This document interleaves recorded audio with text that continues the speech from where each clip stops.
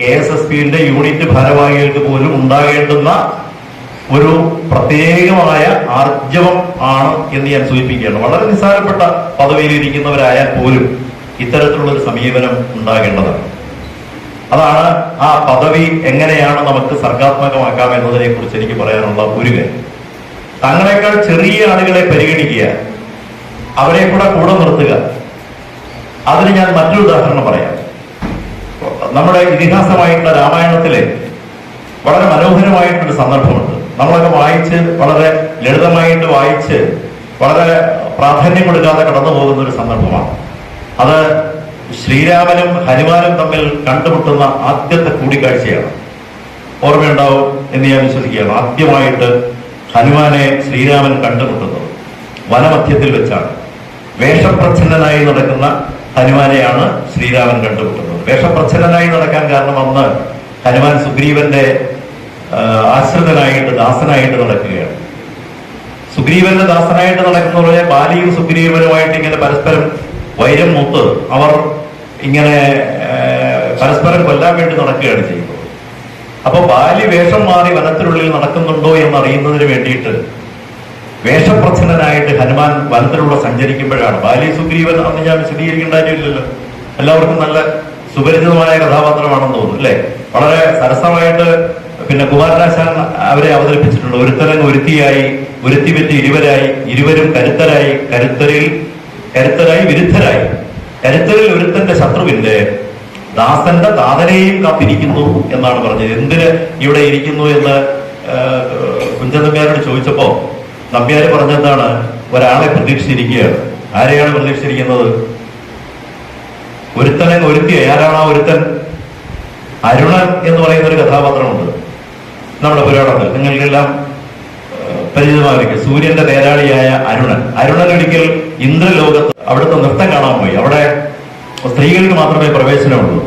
അരുണന് കാണിയെ വേണം. അപ്പൊ അരുണൻ എന്ത് ചെയ്തു? സ്ത്രീവേഷം കെട്ടിയാണ് അവിടെ വെച്ചത്. അങ്ങനെ ചെന്നപ്പോൾ ഇന്ദ്രന് അവിടെ അപരിചിതമായിട്ടുള്ള സ്ത്രീയെ കാണുകയും അതിൽ ആകർഷകരാവുകയും അതിലൊരു കുട്ടി ജനിക്കുകയും ചെയ്യുന്നു. അതാണ് ബാലി എന്ന് പറയുന്നത്. ഈ വിവരം തിരിച്ച് അരുണൻ വന്ന് സൂര്യനോട് പറയുമ്പോൾ സൂര്യന് വല്ലാത്ത ആഗ്രഹം, ആ രൂപം ഒന്ന് കാണണം എന്ന് പറഞ്ഞു. അങ്ങനെ ആ രൂപം കണ്ടിട്ട് സൂര്യന് മോഹം ഉണ്ടാവുകയും അതിൽ ജനിക്കുന്ന കുട്ടിയാണ് സുഗ്രീവൻ. അതാണ് ഒരുത്തനും ഒരുത്തിയായി, ഒരുത്തി പെറ്റി ഇരുവരായി എന്ന് പറയുന്നത്. അവർ രണ്ടുപേരും എന്തായി? കരുത്തരായി വിരുദ്ധരുമായി എന്നതാണ്. വലിയ ശത്രുക്കളായി മാറി. ആ കരുത്തരായി വിരുദ്ധരായ ഒരുത്തന്റെ ദാസന്റെ എന്താണ്? അവന്റെ മകനെയും കാത്തിരിക്കുകയാണെന്നാണ് പറയുന്നത് അല്ലെ.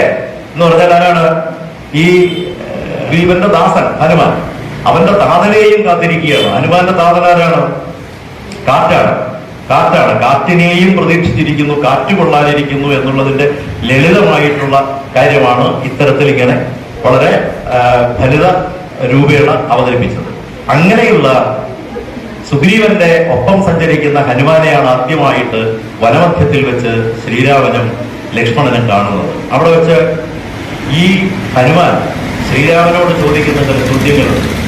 ശ്രീരാമനെ കണ്ടപ്പോൾ ശ്രീരാമൻ തേജസ്വിയാണെന്നും ഒരു രാജ്യം ഭരിക്കാനുള്ള തേജസ് നിങ്ങളുടെ മുഖത്തുണ്ടെന്നും നിങ്ങൾ സാധാരണക്കാരനല്ലെന്നും നിങ്ങളുടെ കയ്യിലിരിക്കുന്ന അമ്പും വില്ലുമെല്ലാം സവിശേഷപ്പെട്ടതാണെന്നും ഒക്കെ ഇങ്ങനെ പറയുമ്പോൾ ആ വർത്തമാനത്തിൽ ശ്രീരാമന് വലിയ ആകർഷണം ഉണ്ടായി എന്നാണ് പറയുന്നത്. എന്ന് പറഞ്ഞാൽ ഏറ്റവും നന്നായി ഭാഷ കൈകാര്യം ചെയ്യാൻ കഴിവുള്ള ആളായിരുന്നു ഹനുമാൻ എന്ന് ആ വർത്തമാനത്തിൽ നിന്ന് ശ്രീരാമന് മനസ്സിലാക്കി. ഒരു വ്യാകരണ പെശകുമില്ലാതെ വളരെ വശ്യമായിട്ട് സംസാരിക്കാൻ കഴിയുന്ന വാക്കുകൾ, അങ്ങനെയുള്ള ആ വാക്കിന്റെ ഉടമയാണ് ഹനുമാൻ എന്ന് ശ്രീരാമൻ തിരിച്ചറിയുകയും ലക്ഷ്മണനോട് അയാളെക്കുറിച്ച് കൂടുതൽ അന്വേഷിക്കാൻ പറയുകയും അയാളെ കൂടെ പറ്റുമെങ്കിൽ നമ്മുടെ കൂടെ കൂട്ടാൻ പറയുകയും ചെയ്യണം. അങ്ങനെ ലക്ഷ്മണൻ കാര്യം ചോദിക്കുമ്പോഴാണ് ഈ ഹനുമാൻ ഈ കാര്യങ്ങളെല്ലാം പറയുകയും അങ്ങനെ അവർ തമ്മിൽ അവിടെ വെച്ച് സൗഹൃദമാവുകയും ചെയ്യും. ആ സൗഹൃദം ശ്രീരാമൻ ഉണ്ടാക്കി കൊടുത്ത നേട്ടങ്ങൾ എന്ന് പറയുന്ന ചില്ലറയല്ല. ശ്രീരാമന് ലങ്കയിൽ പോകുന്നതിനും യുദ്ധം ജയിക്കുന്നതിനുമെല്ലാം ഹനുമാൻ വളരെ നിർണായകമായിട്ടുള്ള പങ്ക് വഹിച്ചയാളാണ്. അപ്പൊ അത് സാധിച്ചത് എന്ന് പറയുന്നത് തന്നെക്കാൾ ചെറിയവനായിട്ടുള്ള ഹനുമാനെ കൂടെ നിർത്തുന്നതിനും അങ്ങനെ കൂടെ നിർത്തിയ അയാളെ യഥോചിതം ബഹുമാനിക്കുന്നതിനുമുള്ള താല്പര്യം എപ്പോഴും ശ്രീരാമൻ പ്രകടിപ്പിച്ചിരുന്നു എന്നുള്ളതാണ്. അതാണ് ശ്രീരാമനുണ്ടായ ഒരു വലിയ നേട്ടം. അപ്പൊ ശ്രീരാമൻ രാജാവ് എന്ന് പറയുന്ന പദവിയിൽ ശോഭിച്ചുവെങ്കിൽ അതിന്റെ പിന്നിൽ ഹനുമാന്റേതായിട്ടുള്ള ഒരു ഇടപെടൽ കൂടെയുണ്ട്. ഏതൊരാള് ഇത് ഓർത്തിരിക്കേണ്ടതാണ്. ഏത് പദവിയിലേക്ക് പോകുമ്പോഴും തന്നെക്കാൾ ചെറിയവന്റെ, തന്നെക്കാൾ താഴ്ന്ന നിലവാരത്തിലുള്ള ഒരാളിന്റെ സഹായം എപ്പോഴും തന്റെ വിജയത്തിന് ആവശ്യമാണ് എന്ന തോന്നൽ ഈ പദവികൾ കൈകാര്യം ചെയ്യുന്നവർക്ക് ഉണ്ടാകണം എന്നാണ് എനിക്ക് സൂചിപ്പിക്കാനുള്ളത്. അതുപോലെ പദവികൾ കൈകാര്യം ചെയ്യുന്നവർ, ആ വ്യക്തികൾ എങ്ങനെയായിരിക്കണം? അവർ നല്ല അറിവുള്ളവരും അറിവ് നേടാൻ ശ്രമിക്കുക. എല്ലാവരും അറിവ് നേടിയിട്ടൊന്നും പദവിയിലേക്ക് പോകാൻ കഴിയില്ല. ഏതെങ്കിലും ഒരു പദവിയിലേക്ക് പോയാൽ അവിടെ അയാൾ എന്തെല്ലാം കാര്യങ്ങളാണ് ചെയ്യേണ്ടത് എന്നതിനെ സംബന്ധിച്ച് അറിയുകയും അത് കൃത്യമായി പഠിച്ച് പെരുമാറുകയും ചെയ്യേണ്ടതാണ്. പുരാണത്തിലൊരു കഥാപാത്രമുണ്ട്, നചികേതസ് എന്ന് പറയുന്ന ഒരു കഥാപാത്രം, അല്ലെ? കഠോപനിഷത്തിലാണ് നചികേതസിനെ കുറിച്ച് പരാമർശിക്കുന്നത്. നചികേതസ് തന്റെ ഈ അച്ഛൻ പിന്നെ എല്ലാ കാര്യങ്ങളും അങ്ങ് ഈ പുണ്യത്തിന് വേണ്ടി ദാനം ചെയ്യുകയാണ് ചെയ്യുന്നത്. അങ്ങനെ ദാനം ചെയ്ത് വരുമ്പോൾ നചികേതസ് പറയുന്നത്, എന്നെ കൂടെ ആർക്കെങ്കിലും ദാനം ചെയ്യൂ അച്ഛ എന്ന് പറയുമ്പോൾ അത് ഇഷ്ടപ്പെടാതെ നിന്നെ ഞാൻ യമന് കൊടുത്തിരിക്കുന്നു എന്ന് പറഞ്ഞ് കാലിന് കൊടുക്കുകയാണ് ചെയ്യുന്നത്. കാലിന്റെ അടുത്തേക്ക് പോകുന്ന, കാലിനെ കാണുന്നതിന് വേണ്ടി പോകുന്ന നചികേതസ് 3 ദിവസത്തോളം കാത്തിരുന്നിട്ടാണ് കാലിനെ കാണാൻ കഴിയുന്നത്. കാലൻ വരുമ്പോൾ നചികേതസ് അത് പറയുകയും 3 ദിവസം കാത്തിരുന്നു, ഈ 3 ദിവസം ഭക്ഷണം കഴിച്ചിട്ടില്ലെന്ന് പറയുമ്പോൾ നിനക്ക് 3 വരം അതിന് പകരമായി തരാമെന്ന് പറഞ്ഞിട്ട് 3 വരം കൊടുക്കുകയാണ് ചെയ്യുന്നത്. ആദ്യം ചോദിക്കുന്ന വരം, അച്ഛന്റെ പ്രീതി എനിക്കുണ്ടാകണം ഞാൻ തിരിച്ചു എത്തുമ്പോൾ, അത് കൊടുത്തു കഴിഞ്ഞു. രണ്ടാമത്, എനിക്ക് മരണമില്ലാതെ സ്വർഗത്തിൽ പോകാൻ കഴിയണം, അതും കൊടുത്തു കഴിഞ്ഞു. മൂന്നാമത്തത് ഒരു വല്ലാത്ത ചോദ്യമായിരുന്നു, മരണത്തോടു കൂടി ഒരാൾ ഇല്ലാതാവുകയാണോ അതോ അതിനുശേഷവും ഉണ്ടാകുമോ എന്നൊരു ചോദ്യമാണ്. ആ ചോദ്യം ചോദിച്ചതുകൊണ്ടാണ് നചികേതസ് ഇപ്പോഴും നമ്മൾ ചർച്ച ചെയ്യപ്പെടുന്നത്. ഇത് കാലനെ സംബന്ധിച്ച് വലിയ വിഷമിപ്പിക്കുന്ന ചോദ്യമായിരുന്നു. കാരണം ഇതെന്താണ്?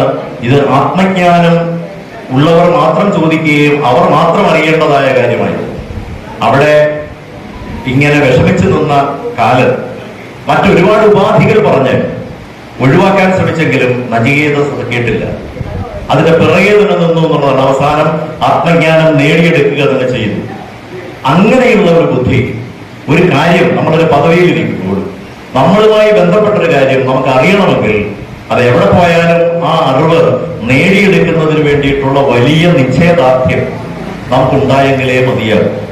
അങ്ങനെ ആയെങ്കിൽ മാത്രമേ നമുക്ക് ആ പദവിയിൽ നമുക്ക് വിജയിക്കാൻ കഴിയുകയുള്ളൂ. അതുവഴി സമൂഹത്തിന് എന്തെങ്കിലും ചെയ്യാൻ കഴിയുകയുള്ളൂ. സമൂഹം ഇതിന് ശേഷമുണ്ട്, ഞാൻ അതിലേക്ക് കടന്നില്ല. സമൂഹത്തിന് എന്തെങ്കിലും ചെയ്യാനും കഴിയുകയുള്ളൂ. അതാണ് അതിന്റെ ഏറ്റവും പ്രധാനപ്പെട്ട ഒരു കാര്യം.